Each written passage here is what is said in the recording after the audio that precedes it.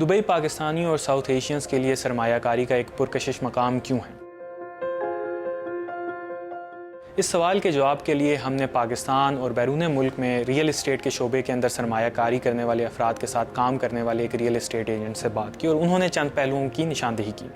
جیسے کہ دبئی کی معیشت مضبوط اور مستحکم ہے، دبئی میں سرمایہ کاری کرنے والوں کو ٹیکس فری ماحول ملتا ہے، دبئی میں کرائے کافی زیادہ ہیں لہٰذا منافع اچھا ملتا ہے، دبئی میں سرمایہ کاری کرنے والوں کو سرمایہ کاری کے ذریعے مخصوص ویزوں کی بھی پیشکش کی جاتی ہے۔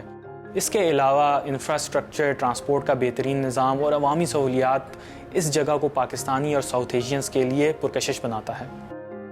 ریئل اسٹیٹ ایجنٹ نے ہمیں دبئی میں پراپرٹی خریدنے کے ضوابط بھی بتائے، جیسے کہ خریدار کے پاس دبئی میں قانونی طور پر داخل ہونے کے لیے ویزا اور پاسپورٹ ہونا چاہیے،